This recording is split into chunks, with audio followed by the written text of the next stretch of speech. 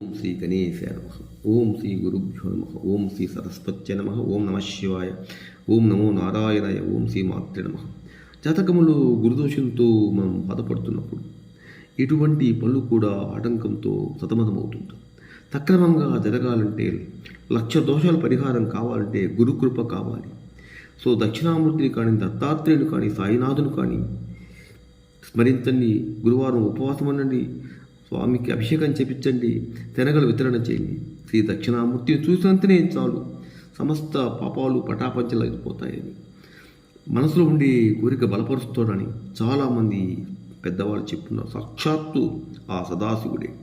ఓం నమః ప్రణవార్ధాయ శుద్ధ జ్ఞానైకమూర్తయే నిర్మలాయ ప్రశాంతాయ దక్షిణామూర్తయే నమః. ఓం నమః ప్రణవార్ధాయ శుద్ధ జ్ఞానైకమూర్తయే నిర్మలాయ ప్రశాంతాయ దక్షిణామూర్తయే నమః. చిద్గణాయ మహేశాయ వటమూల నివాసినే ఓంకార వాచ్య రూపాయ దక్షిణామూర్తయే నమః. చిద్ఘనాయ మహేశాయ వటమూల నివాసినే ఓంకార వాచ్య రూపాయ దక్షిణామూర్తయే నమః.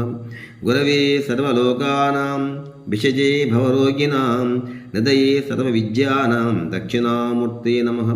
గురవే సర్వలోకానాం విషజే భవరోగిణాం నిదయే సర్వవిద్యానాం దక్షిణామూర్తయే నమః. జై దక్షిణామూర్తి అనుగ్రహ ప్రాప్తిరస్తు. సమస్త విద్యలకు గురువు, సమస్త రోగాలకు వైద్యుడు, సమస్త ప్రపంచానికి గురువైన దక్షిణామూర్తి నమస్కారం స్మరించండి. మనసులో ఉండే కోరిక బలపడుతుంది. లైక్ చేయండి, షేర్ నచ్చితే సబ్స్క్రైబ్ చేయండి. జై శ్రీరామ్. జై బజరంగబలి. ఓం